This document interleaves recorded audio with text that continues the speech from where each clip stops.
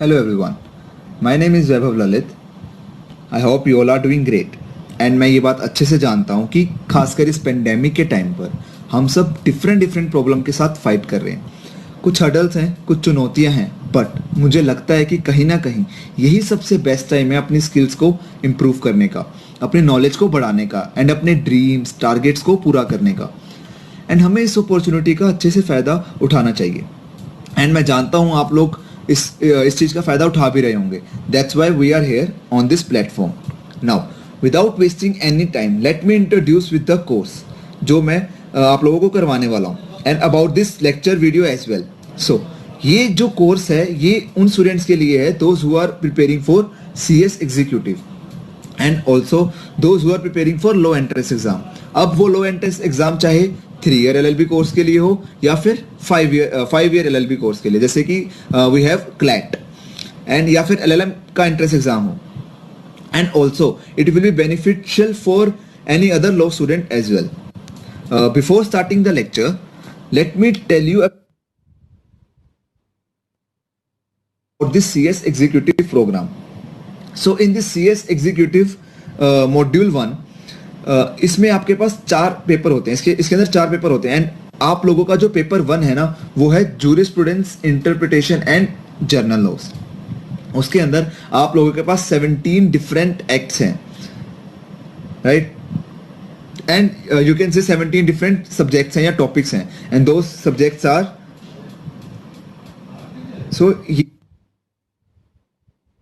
Total आपके पास 17 different subjects हैं, topics हैं. इस लेक्चर में हम लोग स्टार्ट करेंगे one of the most interesting subject in law. And interesting इतना इसलिए है बिकॉज इस सब्जेक्ट को हम लोग अपनी नॉर्मल लाइफ रूटीन के साथ रिलेट करते हैं. एंड लाइक हम लोग न्यूज़ में देखते हैं, हम लोग अपने सराउंडिंग्स में देखते हैं इस चीज़ को. That's why we relate this subject a lot. I know आप लोग समझ ही गए होंगे मैं किस सब्जेक्ट की बात कर रहा हूँ. तो let's start with the Indian penal code. But before starting it, क्योंकि अब हम लॉ पढ़ रहे हैं तो एटलीस्ट हमें लॉ के बारे में तो पता ही होना चाहिए. सो लेट्स सी फर्स्ट की लॉ क्या है. Law, what is law? This definition is given by one of the great philosopher Salmond. अभी क्या कहता है? Body of principles recognized and applied by the state in the administration of justice. Basically laws जो हमारे parliament में पास होते हैं, bills जैसे पास होते हैं, after passing of the bill president उसे असेंट करता है एंड वो एक्ट बन जाते हैं. एंड ये लॉज हमें हमारी राइट्स एंड एबिलिटीज के बारे में बताते हैं एंड जस्टिस को एडमिनिस्टर करते हैं. These laws are binding in nature. अब अगर आप नॉर्मली किसी पर्सन से पूछो कि व्हाट इज लॉ, वो एज अ लेमन टर्म्स में बोलेगा कि it is rules and regulation. See no doubt कि वो एज अ लेमन पर्सन, एक प्रूडेंट पर्सन के वो करेक्ट है, रूल्स एंड रेगुलेशन ठीक है. But as a law student हमें पता होना चाहिए कि रूल्स एंड लॉज में there is a big difference, right. Rules तो बेसिकली हर कोई जैसे हमारे घर में रूल्स तो मतलब हर कोई बना लेता है. जैसे हमारे घर में रूल्स होते हैं कि you have to remove your shoes outside while entering into the house, right. And हम सबने देखा होगा स्कूल्स में काफ़ी सारे रूल्स होते हैं, है ना, कि मान लो कुछ एरियाज होते हैं जहाँ पे रिस्ट्रिक्शन होती है कि उस एरिया में स्टूडेंट्स आर नॉट अलाउड, है ना. And suppose for an example एक न्यू स्टूडेंट है, उसको नहीं पता इस रूल के बारे में कि वहाँ पे एक रिस्ट्रिक्टेड एरिया है एंड वहाँ पे जाना अलाउड नहीं है, एंड वो गलती से बाय मिस्टेक चला जाता है एंड उसको टीचर्स पकड़ लेते हैं. देन वो टीचर को बोलता है कि सॉरी सर, मुझे ये रूल के बारे में नहीं पता था, I don't know this rule and मुझसे गलती हो गई, प्लीज़ मैं आगे से ध्यान रखूंगा. एंड टीचर भी बोलता है कि चलो ठीक है, आगे से ध्यान रखना, दोबारा यहाँ पे मत आना, ठीक है. बट अब सोचो कि रियलिटी में क्या हुआ कि कोई पर्सन जो है कोई ऑफेंस कर देता है, ठीक है. मान लो किसी पर्सन ने ट्रैफिक सिग्नल तोड़ दिया एंड जब उसको पुलिस पकड़ती है या फिर ट्रैफिक ऑफिसर उसे पकड़ता है एंड देन वो कहता है सॉरी सर, मुझे तो ये लॉ के बारे में पता ही नहीं था, मुझसे गलती हो गई, मैं आगे से ध्यान रखूंगा. तो क्या वो सॉरी सुनेगा? Obviously not. So basically this laws are binding, they have a binding nature. और हम यहाँ पे एडमिनिस्ट्रेशन ऑफ जस्टिस की बात कर रहे हैं, राइट. अब लॉ जो है वो 2 तरह के हो सकते हैं. One is international law and other one is national which is said as Indian law. अब international law and national law दोनों में ही public law and private law भी होता है. तो इंटरनेशनल लॉ में हमारे पास पब्लिक लॉ है, public international law. Public international law basically है कि किसी दो कंट्रीज के बीच में जो लॉज होते हैं, किसी दो कंट्री के बीच में लॉज गवर्न हो रहे हैं, ट्रीटीज होती हैं, यूएन कन्वेंशन है हमारे पास, तो वो कंट्रीज के बीच में जो लॉ गवर्न हो रहे हैं, इसका सबसे बेस्ट एग्जांपल है law of seas, right? It is a public international law. And what is private international law? Private जो है बेसिकली टू इंडिविजुअल के बीच में हो रहा है। फॉर एग्जाम्पल, एक इंडियन मेल है, ठीक है, वो किसी यूएस में किसी फीमेल के साथ दे गेट मैरिड, इंडियन लड़का किसी यूएस की लड़की के साथ शादी कर लेता है, तो क्या लॉ गवर्न होगा? कोई इंडियन आदमी पाकिस्तानी नेशनल के साथ कोई कॉन्ट्रैक्ट साइन करता है, तो क्या लॉ गवर्न होगा? तो that is private international law, right? ऐसे ही नेशनल में भी हमारे पास दो तरह के लॉ हैं, public and private. Now what is public? It regulates the relationship between the state and its subjects. I told you states के बीच में. And what is private law? It defines, regulates, governs and enforces relationship between the individuals. See, and between association and corporation. तो किसी दो individuals के बीच में या association या corporation के बीच में. अब इंडिया में public law कौन कौन से हैं? One is constitutional law, administrative law and criminal law. And private law में हमारे पास है family law, property law, contract law and law of torts. अब ये क्रिमिनल लॉ पब्लिक लॉ में क्यों है? अब बेसिकली आप लोगों ने सुना होगा Nirbhaya case, Nirbhaya rape case है, या फिर आरुषि मर्डर केस। ये जो बेसिकली जो क्रिमिनल केसेस हैं, जब कोई क्राइम करता है तो पूरी की पूरी कम्युनिटी को इफेक्ट करता है, सोसाइटी को, पब्लिक एट लार्ज को इफेक्ट करता है, राइट? तो that's why it is public law. And family laws जो है, जैसे फॉर एन एग्जांपल अगर मैं बात करूं कि प्राइवेट लॉ क्यों है, तो जैसे मान लो कोई टू पर्सन है, A and B, husband and wife है, उनका डिवोर्स हो रहा है, कोई फैमिली इशू है, तो यहाँ पे दो इंडिविजुअल के आपस में कुछ लॉज वो हो रहे हैं, यहाँ पे पूरी सोसाइटी की बात नहीं हो रही। या मान लो ए और बी कॉन्ट्रैक्ट साइन करते हैं, वो कॉन्ट्रैक्ट ब्रीच हो जाता है, तो यहाँ पे अगेन एक दो पार्टीज के बीच में बात हो, दो इंडिविजुअल के बीच में बात हो रही है, तो that's why it is private law. It is not effecting society की कोई बात नहीं करी यहाँ पे, ठीक है? अब लॉ फर्दर टू कैटेगरीज में divide, one is substantive law and other one is procedural law. Substantive law मतलब जहां पर्सन के राइट्स या लायबिलिटीज या ड्यूटीज डिफाइन है। प्रोसीजरल लॉ में बेसिकली नाम से ही पता चल रहा है कि प्रोसीजर लेट डाउन है। इसमें जो सब्सटेंटिव लॉ में जो राइट्स या लायबिलिटीज की हम बात कर रहे हैं, सपोज किसी पर्सन को कोई राइट वायलेट हो जाता है एंड अब उसका क्या प्रोसीजर है, उसको वो कैसे रेमेडी लेगा, उसको क्या उसका मतलब प्रोसेस क्या है कि कैसे after violation of his right वो रेमेडी उसको कैसे मिलेगी, राइट? जस्टिस कैसे मिलेगी? So all the procedure were laid down in procedural law. So let me give you an example on it, right? Suppose किसी का मर्डर होता है। नाउ मर्डर कहाँ डिफाइन है? वो आईपीसी में डिफाइन है, सेक्शन 300, उसकी पनिशमेंट भी यहीं पे गिवन है। सो ये सब्सटेंटिव लॉ का पार्ट है, कहाँ डिफाइन है, कहाँ उसकी पनिशमेंट गिवन है, ठीक है? पता लग गया, ठीक है, मर्डर हो गया, ठीक है, ये पनिशमेंट है। नाउ अब क्या करें? अब इसका प्रोसीजर क्या है, कैसे एफआईआर होगी, कैसे जो है इन्वेस्टिगेशन होगी, then how court will work, कैसे कैसे समन करेंगे, बुलाएंगे, मतलब फ्रॉम द एफआईआर से लेकर बेसिकली टिल द जजमेंट, ठीक है, जस्टिस तक, वो कहाँ पे डिफाइंड है? वो प्रोसीजर लॉ में डिफाइंड है, that is criminal procedure code हमारे पास है, right? So these are two categories of law. In substantive में हमारे पास है personal laws, criminal laws and contract law. And procedural में हमारे पास है criminal procedure code and civil procedural code. So now let's start with Indian Penal Code. Introduction to Indian Penal Code. अब हम penal code की बात कर रहे हैं, तो सबसे पहला क्वेश्चन ही माइंड में ये आएगा कि व्हाट इज क्राइम? क्राइम से हम लोग क्या समझते हैं?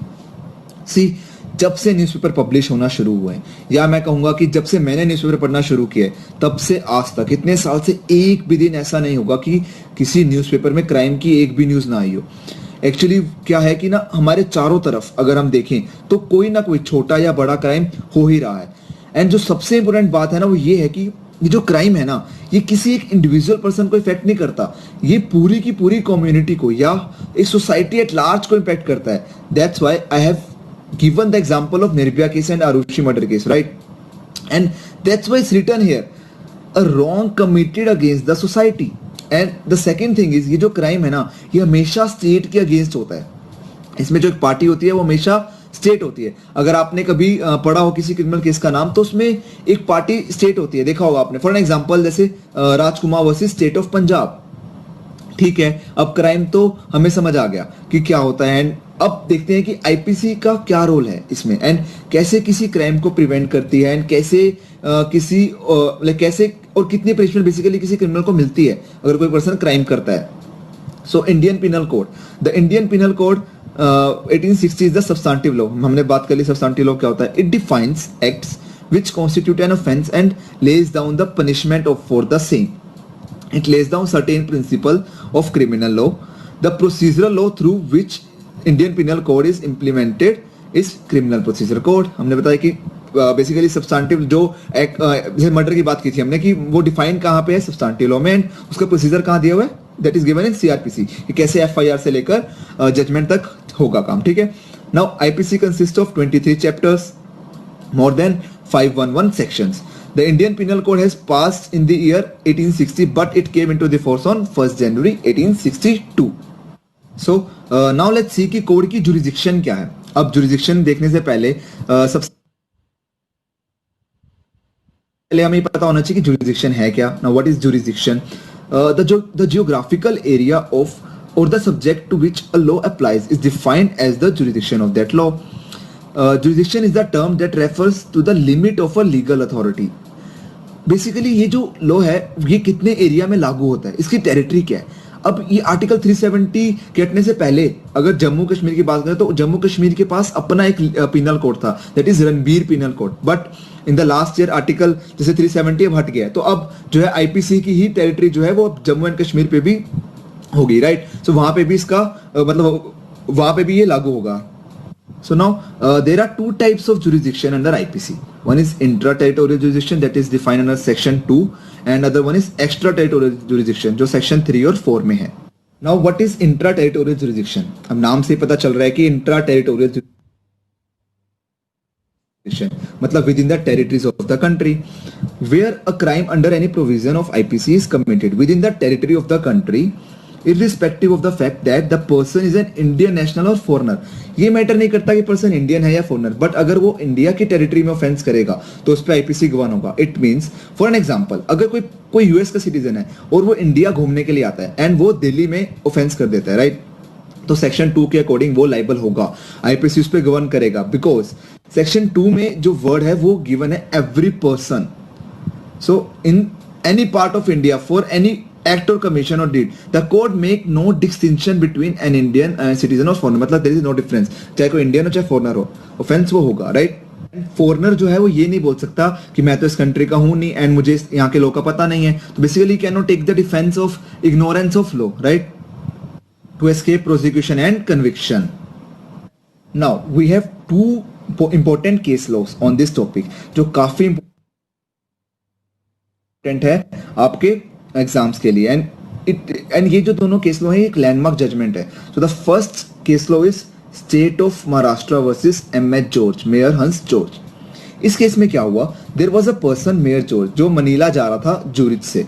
उस दौरान इंडिया में एक लॉ आया, बेसिकली आरबीआई का ऑर्डर आया कि गोल्ड स्मगलिंग के ऊपर जो है मतलब आप एक कुछ क्वांटिटी की जो है गोल्ड उसको इंपोर्ट एक्सपोर्ट नहीं कर सकते, कुछ एक क्वांटिटी फिक्स की. एंड जो उसकी फ्लाइट थी ना उस पर्सन की एमएच जॉर्ज की, वो जो है उसका बॉम्बे में स्टॉपेज था, तो वहां प्लेन रुका एंड इतनी देर में कस्टम वाले आ गए. उनके पास इंफॉर्मेशन थी अबाउट दिस पर्सन एंड इस एमएच जॉर्ज के पास 34 केजी का गोल्ड था जो कि वो मनीला लेके जा रहा था. एंड सो इसने कहा कि जब उसको पकड़ा तो इसने कहा कि मुझे तो यहाँ के लॉ के बारे में पता ही नहीं है, इंडिया के लॉ के बारे में मुझे कुछ नहीं पता. बेसिकली उसने जो है इग्नोरेंस ऑफ लॉ का डिफेंस लिया एंड उसकी इस बात को सुप्रीम कोर्ट ने मना कर दिया. And Supreme Court held that कि it is not necessary that the laws should either be published और be made known outside the country and in order to bring the foreigner under its ambit. And basically he can not take the and he also can not take the defence of ignorance of law. And the next landmark case is Mubarak Ali Ahmed versus state of Bombay. इस case में क्या हुआ, this guy मुबारक अली ये एक Pakistani citizen था and इसने कराची में बैठे बैठे कॉन्ट्रैक्ट किया with a Indian guy, Bombay का था जो. बट इसने क्या किया, इसने फॉल्स रिप्रेजेंटेशन की थ्रू लेटर्स और टेलीफोनिक कन्वर्सेशन, तो इस पे चीटिंग के चार्जेस लगे.